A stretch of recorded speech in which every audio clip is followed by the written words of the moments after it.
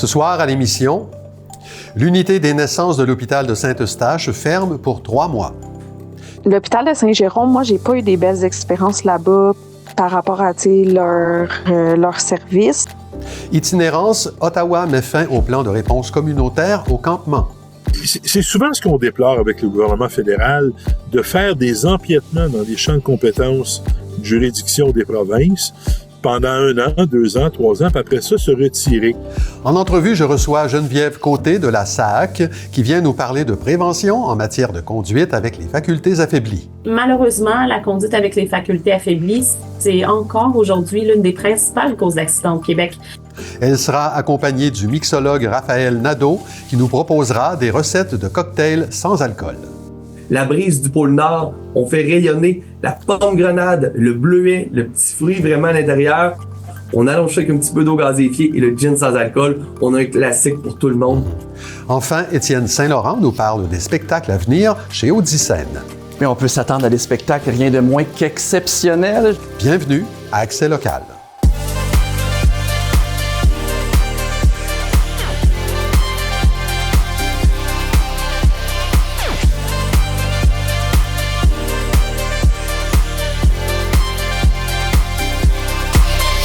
Jeudi 11 décembre 2025, bon début de soirée, c'est Claude Desjardins en compagnie de Clara Maté-Genet. Bonsoir Clara. Bonsoir Claude. Alors l'unité des naissances de Saint-Eustache sera fermée, c'est la 3e fois là, depuis l'été dernier, pour une période de 3 mois. Ça commence demain matin. Oui, Claude le rappelle, comme vous dites, la manchette dans les dernières semaines, cette unité de naissance, donc déjà le mois dernier, elle a dû fermer ses portes durant quelques jours. Ça a été le cas, comme vous l'avez dit, cet été aussi.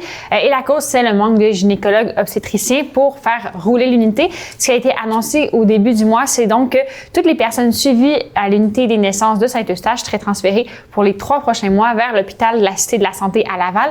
Depuis, l'emplacement a été changé pour l'hôpital de Saint-Jérôme.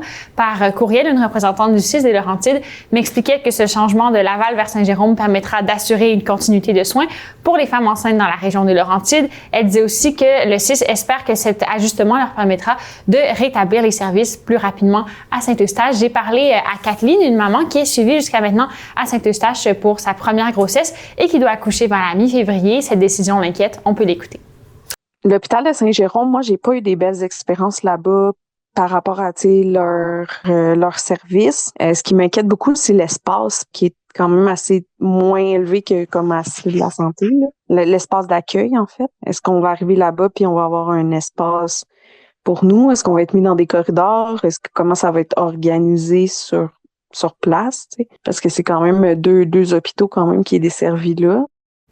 Et comment ça va se passer, Clara, avec le personnel en place? Alors, ce sont plus de 40 employés qui seront transférés vers Saint-Jérôme durant la période de 3 mois, principalement des infirmières auxiliaires. Selon le CIS, une douzaine de médecins pourraient aussi être amenés à se déplacer. L'unité des naissances de Saint-Eustache a 8 postes d'obstétriciens gynécologues, mais seulement 3 postes sont comblés en ce moment, d'où le besoin de transférer le département ailleurs. L'ancienne chef de l'obstétrique dans les Laurentides, Isabelle Lambert, qui a démissionné cet automne, estimait qu'il y avait présentement un obstétricien gynécologue par 30 000 habitants dans la région, alors que le chiffre idéal serait la moitié, soit 1 pour 15 000. De son côté, le CIS me disait qu'il continue ses efforts visant à renforcer son équipe médicale dans l'objectif de rétablir les services à l'hôpital de Saint-Jérôme le plus rapidement possible. Ces efforts se traduisent notamment par des efforts intensifs de recrutement et de sollicitation auprès des obstétriciens gynécologues. J'ai contacté les syndicats des travailleurs de la santé dans les Laurentides. Ils ne souhaitent pas encore s'exprimer sur la question et attendent de voir quels seront les impacts concrets sur leurs membres dans ce changement. Kathleen travaille elle-même dans le milieu de la santé. Voici ce qu'elle avait à dire à ce sujet. C'est sûr que des fois, quand on a des changements de même qui sont comme décidés sur le fly, là, si on veut, par les directions puis tout ça, quand on arrive dans le pratique puis dans le réel, c'est pas toujours réaliste en termes d'espace, en termes de fonctionnement, en termes de procédure, en termes de comment ils vont s'organiser. Donc, c'est sûr que moi, en sachant un peu la réalité de c'est quoi être sur le plancher puis de travailler dans un CIUS, je le vois, des fois, les bonnes décisions qui pensent que c'est des bonnes décisions, finalement, sur le concret puis le plancher, ça se fait complètement différent. Donc, je pense que c'est cet aspect-là qui m'insécurise beaucoup, là.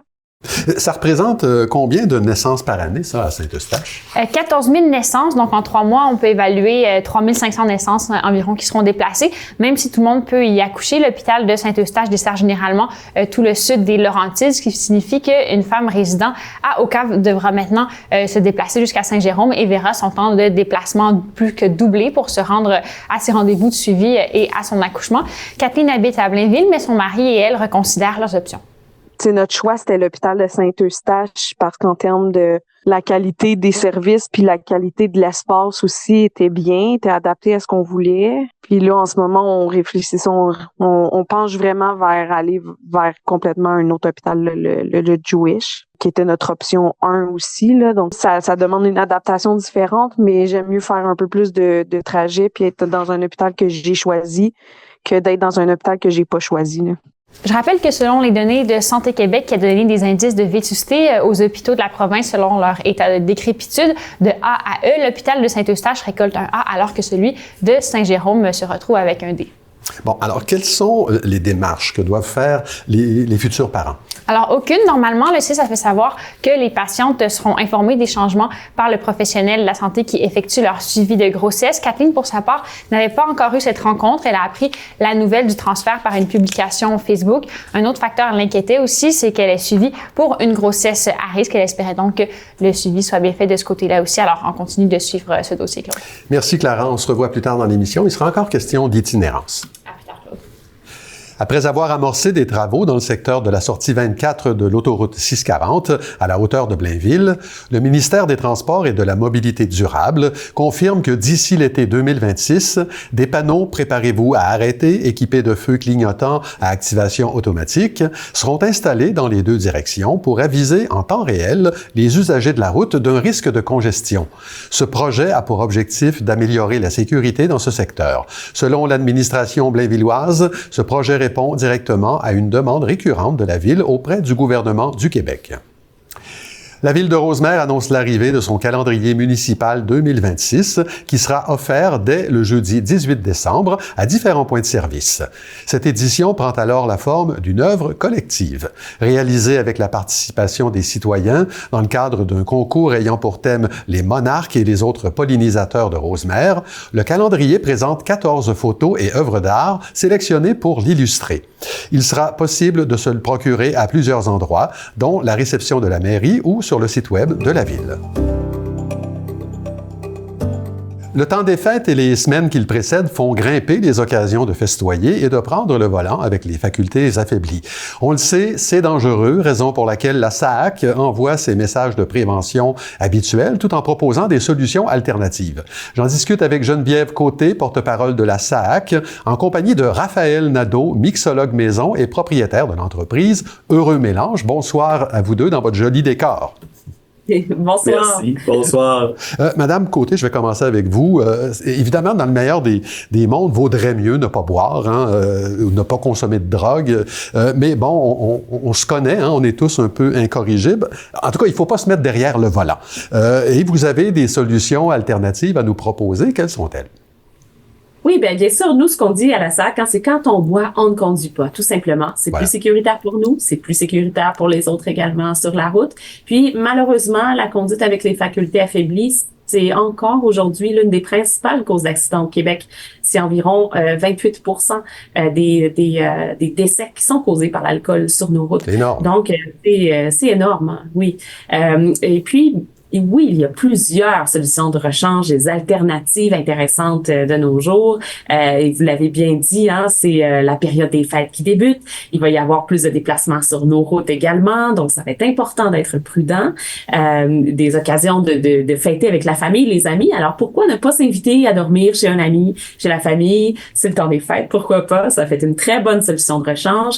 Bien entendu, il y a toujours la possibilité de revenir en transport en commun également, taxi, Uber et autres, et Opération Nez Rouge également, qui présente un peu partout au Québec le 1-866 Desjardins, et c'est gratuit, totalement gratuit. Sinon, c'est d'avoir un conducteur désigné. Vous savez, dans les parties, il y a souvent cette personne qui ne boit pas d'alcool. On peut lui demander, est-ce que tu accepterais de me ramener à la maison? Et puis, ça peut être bien entendu une alternative très intéressante. Puis sinon, si on veut absolument prendre le volant, c'est de ne pas boire d'alcool du tout. Et pas de drogue non plus, parce que oui, les facultés affaiblies, c'est l'alcool, mais également les drogues et l'abus de médicaments. Donc, c'est la raison pour laquelle on a voulu rendre concret, en fait, là, cette année, plus concret, l'une de ces solutions de rechange-là, qui est de ne pas boire d'alcool, en s'associant avec Raphaël Nadeau, qui est mixologue. Là, justement, là, Monsieur Nadeau, le pauvre conducteur désigné, là, qui fait souvent pitié tout seul dans son coin à boire de l'eau ou du 7-Up, là, vous en prenez soin. Tellement. Et vous allez pouvoir aussi en prendre soin. La réalité, j'aime ça que vous l'apportiez comme ça, c'est qu'on casse tout de suite ce moule-là. Ouais. De un, il y aura toujours quelque chose à la main. Un mocktail, c'est constamment maintenant l'équivalent d'un bon cocktail. Vous pensez à un cocktail ici au Québec, vous êtes capable, peu importe la région, de réaliser ce cocktail, mais en mocktail sans alcool. On a des beaux produits et on est en avance. Oui. Parce qu'on a décidé, nous, de se porter vers ça, de choisir la qualité, et même s'il n'y a pas d'alcool. Puis, je prends tout de suite les gens au mot en leur disant l'amaretto. Un délicieux amaretto comme ceci, sour. C'est toujours notre péché mignon, comme vous disiez, en fin de soirée. On se laisse tenter, c'est le temps des fêtes. Mais sachez que c'est une des boissons sans alcool la plus près de la vraie. Parce qu'on boit pas ça pour aller rechercher le goût de l'éthanol, le goût de l'alcool, l'assèchement. Non. On boit ça pour son délicat goût de cerise, de plaisir et d'amande douce. Fait que ici, j'ai transformé un petit peu pour vous à la maison. Vous aurez les recettes, on va vous les envoyer. Ouais. Mais amaretto, 1 once de jus de pomme, 1 once de jus de citron, quelques gouttes de bitter si vous l'avez, poire, caramel ou quelque chose que vous avez sous la main, c'est décadent. Et ça n'a aucun compromis, aucune différence, mais ça va faire la différence sur la route par contre. D'accord. Aussi bon, les amis. Ça, c'est la première recette que vous nous donnez. Oui, que j'appelle la mère Noël. La mère Noël. Côté, oui, pour se mettre dans le temps des fêtes, on en profite. Le délicat, la texture est là aussi. Ce qui est important quand on travaille un mocktail, peu importe ce que vous allez faire, c'est de ne pas penser que c'est un jus, une limonade ou un verre d'eau, ou même, vous le disiez, un 7-Up flat. Ouais. Non. C'est vraiment le concret cocktail, mais qu'il n'y a pas d'alcool. Le goût, le visuel, n'hésitez pas non plus à mettre le petit dollar de plus que vous auriez mis sur un bon cocktail, la déco qui est attentionnée, ça fait la différence. Ouais. Ça, c'est bon pour le chauffeur désigné, mais c'est bon pour n'importe qui n'aime pas l'alcool, finalement. Bien sûr, bien sûr. Et c'est à s'y méprendre, là. On pourrait croire qu'il y a de l'alcool dans le cocktail, mais il n'y en a pas. D'autres recettes, M. Nadeau? Certainement, rapidement. On n'est pas du type amaretto. Le gin au Québec, on aime ça, on le connaît bien, notre gin. Eh bien, la petite note forestière et la baie de genévrier paraît très bien dans un gin sans alcool. C'est une saveur qui se prononce, qui se fait bien. Donc, ici, je suis allé avec la brise du pôle Nord. On fait rayonner la pomme grenade, le bleuet, le petit fruit vraiment à l'intérieur. On allonge avec un petit peu d'eau gazéifiée et le gin sans alcool. On a un classique pour tout le monde. Le bleuet, la canneberge aussi pourrait très bien aussi se marier et donner de la texture et du goût en plus de la couleur, mes amis. J'ai mis une petite feuille de basilic juste pour dire, allez-y avec les herbes. Les herbes, c'est la clé de votre créativité. Ça rajoute, parce que quand on fait un mocktail, on le boit surtout avec les yeux et par la suite, on le boit par la bouche. Vous êtes en train de défaire le mythe là, selon lequel les boissons non alcoolisées ont mauvais goût.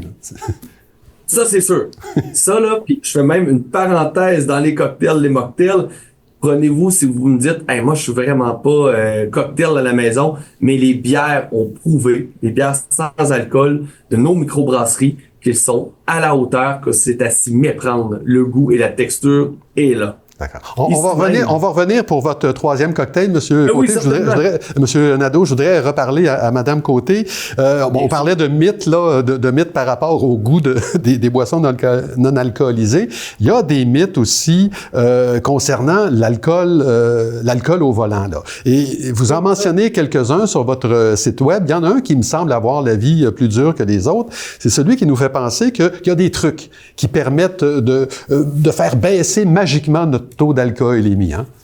Oui, puis on en entend souvent, hein, monter le son de la musique, prendre un café avant de partir, mais non, ouvrir les fenêtres, prendre une gomme, boire beaucoup d'eau, non, non, ça ne va pas faire baisser notre taux d'alcoolémie. Puis vous savez, l'alcool, même en petite quantité, ça a des effets, de grands effets là, sur la conduite automobile.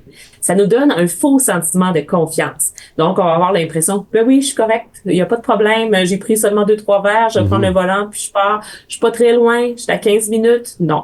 Donc, ça crée ça. Également, on va avoir de la difficulté à maintenir une vitesse constante. Ouais. Donc, les fameux zigzags, tendance à faire des gestes brusques, tendance à poser des gestes qu'on poserait peut-être pas habituellement.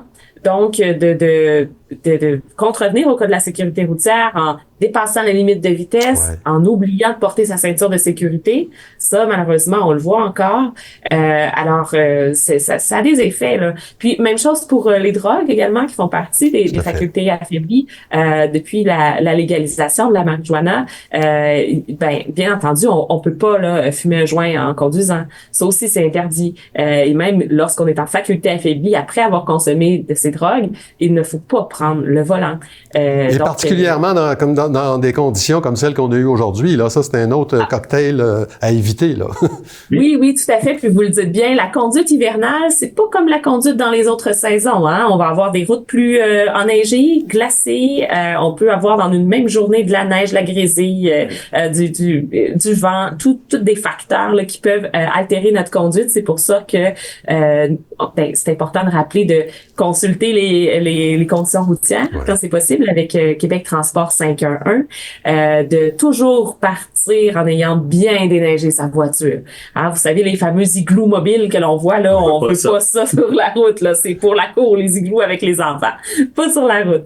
D'avoir toujours dans notre voiture notre trousse d'hiver, donc notre balai à neige grattoir, lave-glace, et une bonne paire de gants également pour pas se geler les doigts.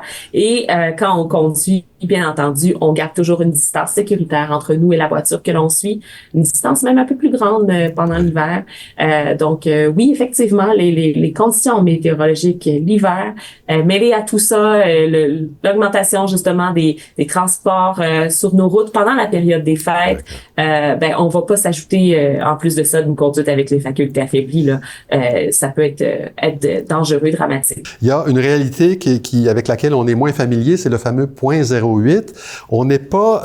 moi, j'ai beau être en dessous de ce seuil-là, ça ne veut pas dire que je ne suis pas en infraction. Ça mérite d'être expliqué, ça.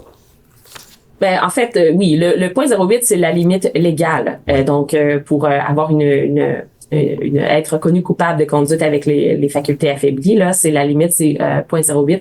Nous, par contre, ce qu'on dit, c'est tout simplement, on ne boit pas du tout d'alcool. C'est ce qu'on dit depuis des années à la Société de l'assurance automobile du Québec pour les raisons que je vous ai énumérées précédemment.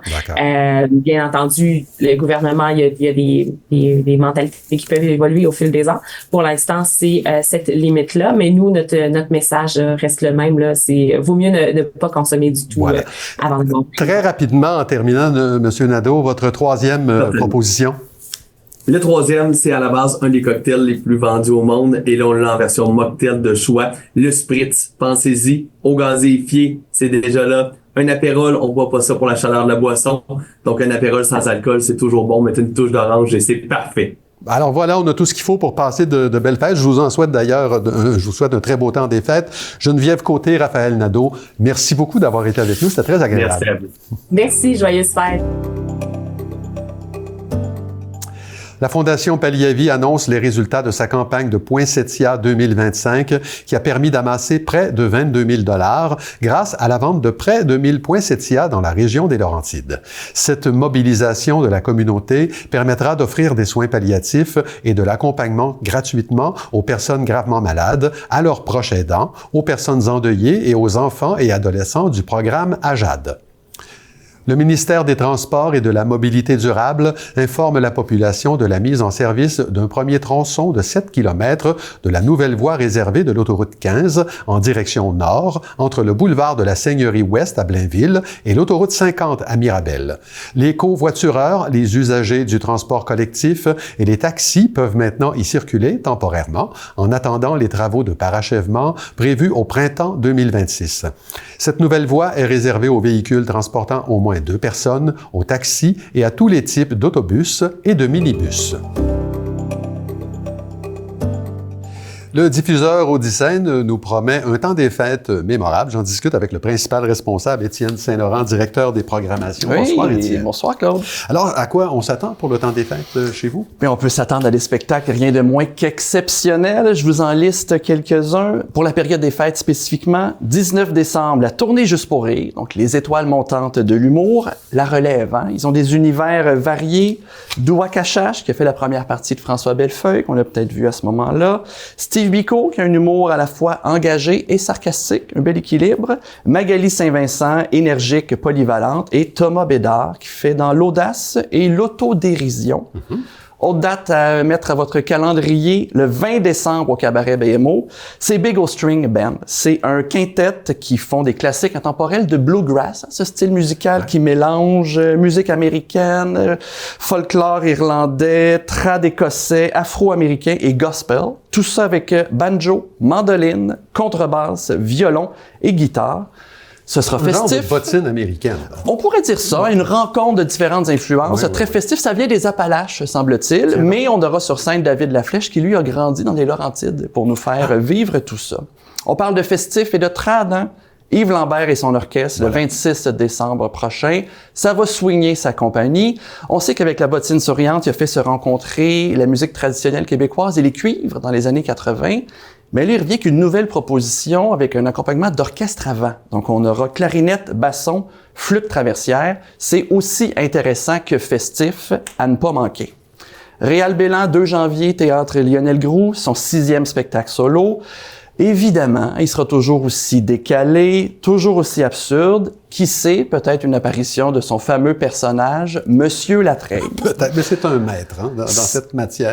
Il a son créneau unique qui fonctionne bien, disons-le comme ça. 17 janvier, dernière petite chose, on étire la période des fêtes. Mathieu Grégoire qui vient chanter Fiori Séguin au Cabaret BMO. Oui, des grands classiques de Fiori Séguin, mais aussi de Gilles Valiquette, Claude Dubois, Beau Dommage, bref, les grands de la chanson francophone d'ici. Habituellement, chez Audicène, dans le temps des fêtes comme ça, vous mettez en vente des nouveautés. On a fait ça encore cette année. Pas moins de... Oui, on le fait, je vous le confirme. Pas moins de 30 spectacles qui ont été mis en vente dans les dernières semaines, soit des nouveautés ou des supplémentaires. À travers tout ça, j'en ai identifié 5 ou 4 que je vais mettre à votre attention. David Corriveau, le 3 juillet, au Théâtre Lionel Groux. Il est venu déjà au Cabaret BMO, là, c'est le temps de la grande scène. On le connaît, il jouait le rôle d'Herbert Léotard dans la comédie Moi et l'autre. C'est un imitateur. Il a participé à Ma France, un talent incroyable. 35 millions de vues. Il aimait autant des hommes que des femmes, et pas les moindres, hein? Céline Dion, Édith Piaf, Laurence Jalbert, Marie-Carmen, et même Ginette Renault. Ça prend de la voix. Il en a toute une, et dans le spectacle même, il rencontre comment il a imité Ginette Renault dans un restaurant à Ginette Renault elle-même. Donc, je vous laisse aller voir le spectacle pour avoir toutes les anecdotes. On parlait d'imitateurs, on parle de festifs, on parle des gens qui ont des présences sur scène extraordinaires. C'est le cas de Christian-Marc Gendron, qu'on va accueillir en septembre. Son spectacle Trilogie, qui rend hommage toujours aux grands pianistes et chanteurs. Ray Charles, Stevie Wonder, Elton John, Billy Joel. 10 musiciens sur scène, c'est un showman extraordinaire à ne pas manquer. Toujours dans les nouveautés, hein? Un retour d'un classique qui fait rire et rougir un peu, pourquoi pas. Je parle de Ladies Night qui sera chez nous le 2 janvier 2027. C'est un classique depuis plus de 25 ans. On verra s'ils vont battre le record. Le monde est plus en bédaine que dans Brou, cela dit. Fait que à voir. 5 amis au chômage qui tentent de faire un peu de sous en tentant de monter un spectacle de striptease. Michel Charette, François Chénier, Marcel Leboeuf, Linz Dentiste, Pierre-Paul Alain et Frédéric Bédard. Dernière nouveauté que je voulais apporter à votre attention, le spectacle Le Petit Roi pour toujours en janvier 2027. C'est un hommage à Jean-Pierre Ferland, 5 musiciens sur scène, des choristes, utilisation d'images d'archives. Ça rendra très bien hommage à l'univers poétique et rempli de tendresse de Jean-Pierre Ferland. En moins d'une minute, des suggestions cadeaux à mettre sous le sapin. Il y en aurait des centaines, hein? Mais rapidement, en chanson, Dan Bigra, Garot, Pierre Lapointe, Stéphanie Boulay qui s'en viennent. En théâtre, Les Éternels Pigistes, le spectacle qui met entre autres en scène Christian Bégin, avec pièce qui s'intitule Flambant nu. La chanteuse blues Angel Forrest, une voix puissante. L'hommage à Supertramp Memories, volume 2. Et un invité de marque qu'on accueille pour une rare fois au Québec, Michel Fugain, qui sera sur la scène du Théâtre Lionel Groulx le 26 mars 2026. Étienne, merci beaucoup. Joyeuses fêtes. Joyeuses fêtes à vous. Merci. On est de retour avec Clara Maté-Jonet. Avec l'arrivée du temps très froid, l'itinérance est un sujet qui revient. On en parlait encore cette semaine avec ce démantèlement de campements annulés à Saint-Jérôme. Et là, il y a un programme d'aide fédérale qui vient de prendre fin. Vous en avez jasé avec le député Éloi Fortin. Oui, tout à fait. Député de la Rivière-du-Nord pour le Bloc québécois qui s'est opposé en Chambre à la fin du PRCC, soit le plan de réponse communautaire au campement. C'est un programme d'aide financière qui a été lancé par le gouvernement libéral l'année dernière et qui prévoyait 25 millions de dollars sur 2 ans pour lutter contre l'itinérance au Québec. Dans les Laurentides, ça représentait presque 2,4 millions de dollars investis dans des organismes communautaires et qui comportaient plusieurs orientations, l'amélioration des services en halte-chaleur, en travailleurs de rue et en accompagnement notamment. Dès l'attribution de cet argent, il était clair que ce serait un financement non récurrent. Malgré tout, M. Fortin se désolait que ce ne soit pas reconduit. C'est souvent ce qu'on déplore avec le gouvernement fédéral, de faire des empiètements dans les champs de compétences de juridiction des provinces pendant 1 an, 2 ans, 3 ans, puis après ça, se retirer. Alors, ça crée les organismes s'organisent là, autour de ces programmes-là. On engage des gens, on met en place des mesures pour venir en aide aux itinérants. Et là, on se fait dire, bien, finalement, on arrête ça. Ce qui fait que les coupures font plus mal, je pense, que s'il n'y avait rien eu du tout pendant 2 ans. Donc, selon M. Fortin, la responsabilité du fédéral dans cette gestion de l'itinérance, en quelque sorte, c'est de fournir les sous aux provinces qui, elles, mettent en place les services. C'est à la fin du mois de mars prochain que le financement sera terminé. Et là, pour en rajouter une couche, il y a certaines personnes qui dénoncent des situations problématiques en lien avec des personnes itinérantes à l'hôpital de Saint-Jérôme. Oui, le CIS a ouvert les portes de l'hôpital de Saint-Jérôme aux personnes en situation d'itinérance pour venir se réchauffer. La radio CIM rapportait lundi que des situations mettant en péril la sécurité des patients et des employés se déroulaient dans les urgences de l'hôpital régional depuis que des personnes en situation d'itinérance s'y réfugient. Une employée du CIS m'a écrit pour me dire qu'elle va maintenant manger toute seule dans sa voiture sur l'heure du dîner parce que s'est fait insulter alors qu'elle fréquentait la cafétéria de son lieu de travail. Elle me dit qu'elle comprend la situation, mais qu'elle n'a pas besoin de la subir. Contactée par courriel, une représentante du CIS m'explique qu'il souhaite avoir une réponse bienveillante avec les personnes en situation d'itinérance, mais que l'hôpital de Saint-Jérôme ne peut être considéré comme une halte-chaleur. Le CIS travaille maintenant à rehausser la sécurité au sein de l'établissement. Un infirmier du CIS a, quant à lui, démarré une pétition pour réviser l'accès aux urgences de l'hôpital de Saint-Jérôme. Donc, cette pétition vise à créer une halte-chaleur à l'extérieur des murs de l'urgence et un meilleur accompagnement pour les personnes touchées. Elle a accumulé plus de 1650 signatures pour le moment. Alors, on sent vraiment la pression à Saint-Jérôme qui continue de monter. M. Fortin nous partage son opinion à ce sujet. Ben, le titre de capitale régionale vient aussi avec des responsabilités de capitale, là. Il y a l'hôpital, il y a l'aile psychiatrique, il y a la prison, il y a les bureaux gouvernementaux, ce qui fait qu'il y a un paquet de gens qui vivent des situations d'itinérance un peu partout dans les Laurentides et qui décident de se regrouper à Saint-Jérôme.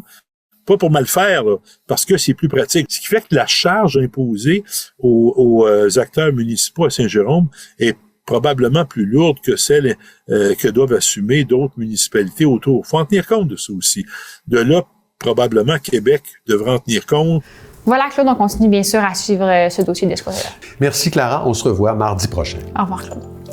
Mais voilà, c'est tout pour aujourd'hui. Merci beaucoup d'avoir été là. L'émission Perspective suit à l'instant. Je vous rappelle que vous pouvez consulter l'ensemble de la programmation au tvbl.ca et regarder nos émissions sur notre chaîne YouTube. Au nom de toute l'équipe, je vous souhaite une excellente soirée à notre antenne et une très belle fin de semaine.